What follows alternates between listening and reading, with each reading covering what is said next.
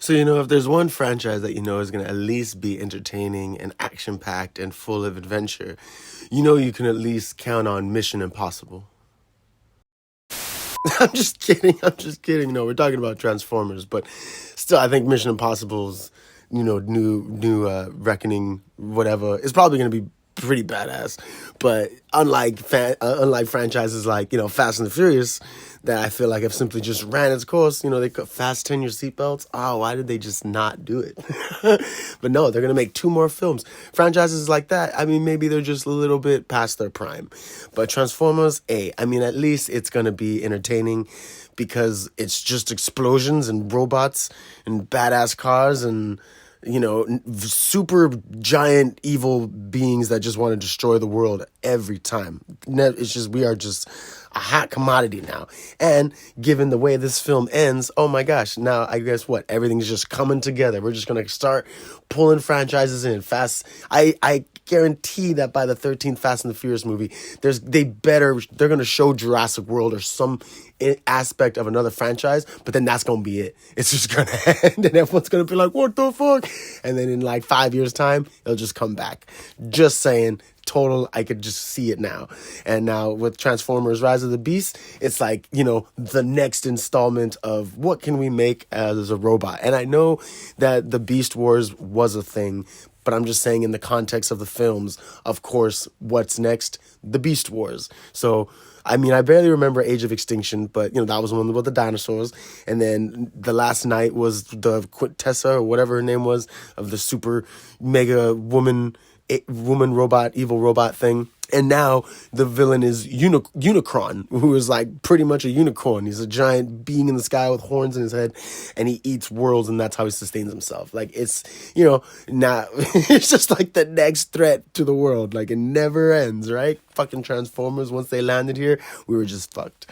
But this is, I guess, a prequel. It's supposed to be before the events of the first Transformers film. So, given that context, it is pretty interesting because you don't really get a lot of like where have the Transformers been. Like it kind of starts off telling you about the beasts and their backstory, but what about everybody else? Like where they've just been here, just chilling.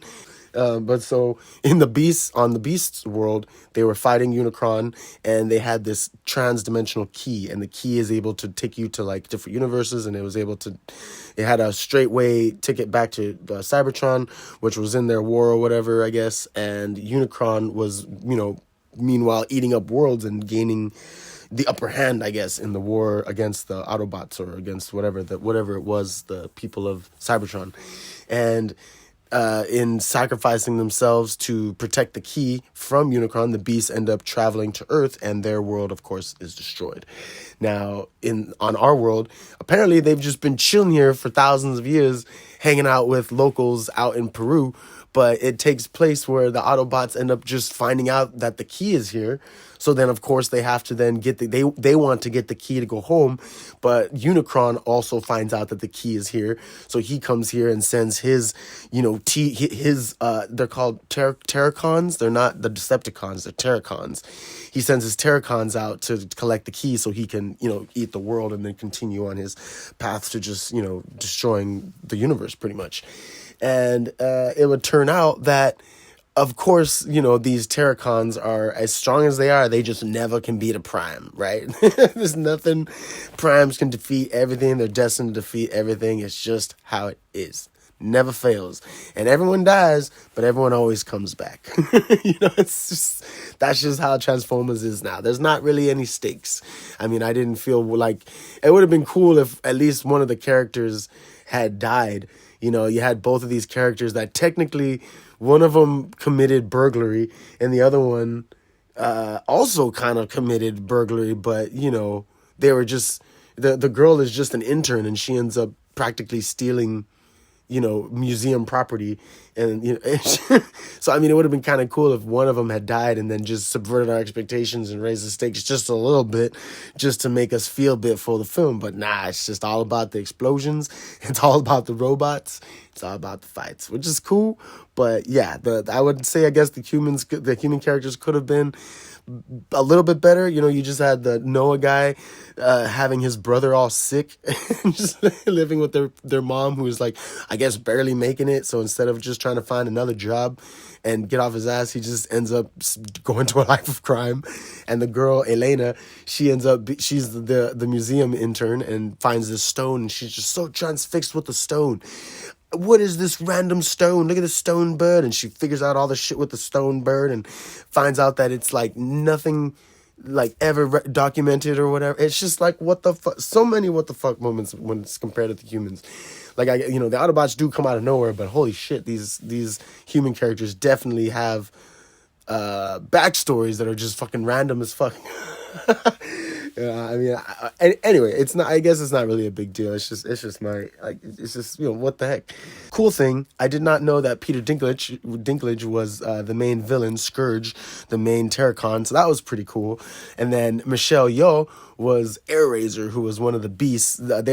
She was pretty cool, but it's just funny because she just won an Oscar. It's like, yeah, she won an Oscar.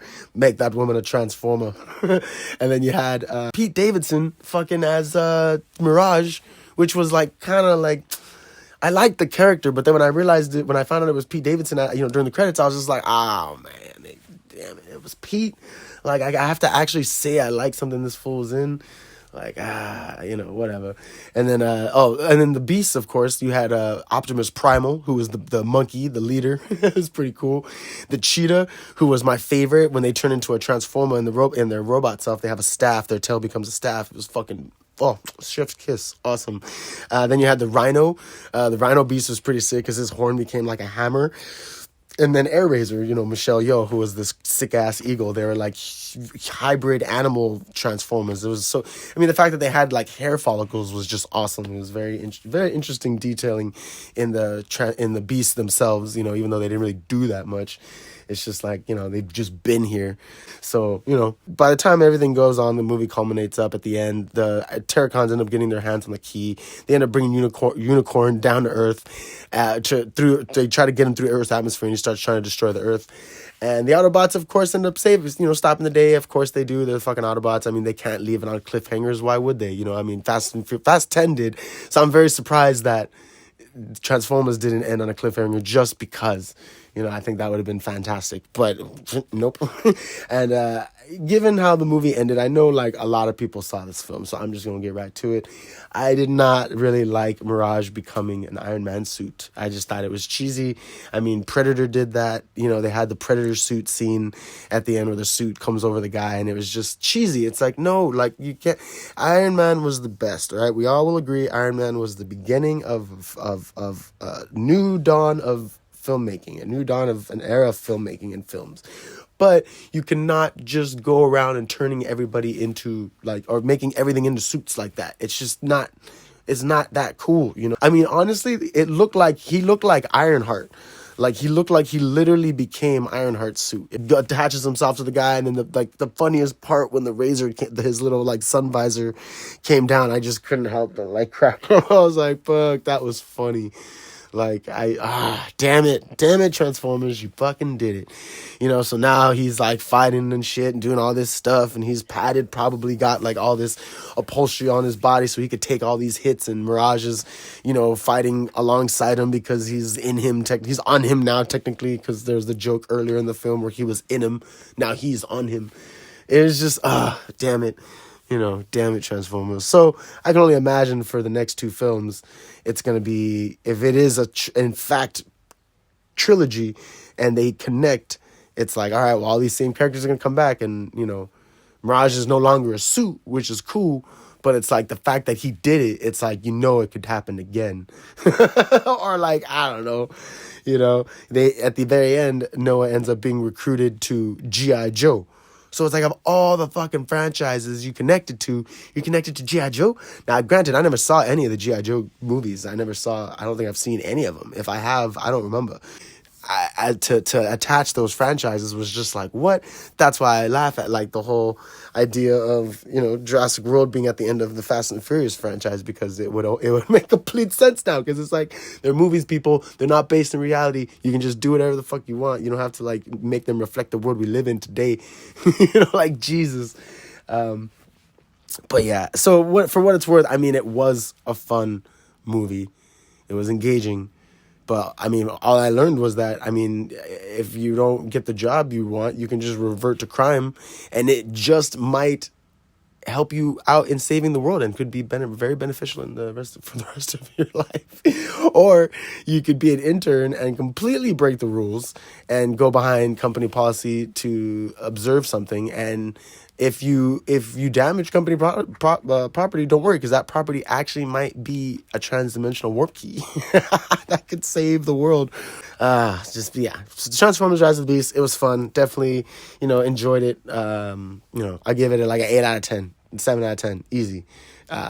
It's just the ending. Just the ending kind of lost me and then they shot out their whole little army of little crazy monster things. Like, they should have killed the chick. That would have been awesome if she took the key, but then they killed her. So not only did she destroy the key, or she stopped the key, she destroyed the key, and then she ended up dying. And then Noah's like, oh, I gotta do things for her now, because I mean, her father passed away, and it would have been cool if she just died doing, being a rebel, being a rebel without a cause. That would have been pretty awesome. She would have died, and no one would have never known that she saved the world. Instead, at the end, she's on the fucking news yeah, I fucking discovered this whole new cave, because they end up discovering all the stuff when they discover the second key and stuff in Peru, and then he's over going to a job interview for security that ends up being fucking the G.I. Joe facility.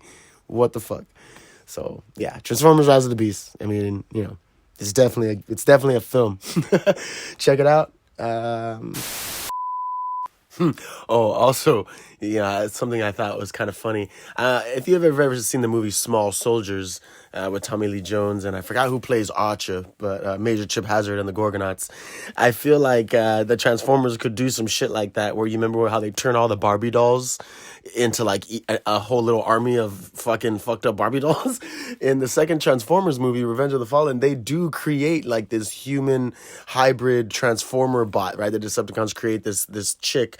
Now, I think of Small Soldiers, where they could have done it to they could have created multiple things, multiple girl evil bot things, and they could have easily taken over the world, but no, they decided not to. But they have the technology to do that. So given that there's going to be 2 more Transformers films, Transformers 8 and 9, 8 is a direct sequel to the Fantastic Beasts, and 9 is going to be its own thing. I swear to God, in 9 they better have some crazy human hybrid action, Transformer action, because they already had fucking Noah put on the suit and wear a suit of a Transformer. It would only make sense for them to fucking dive deeper into it, and then end up creating a whole creation of crazy hybrid robot humans. I mean, it'd be crazy. Plot twist: what would be wild is if James Cameron ended up directing it and emerging in his Terminator script, and then they called it Transformers: Rise of the Terminators, and they ended up fucking creating the Terminators.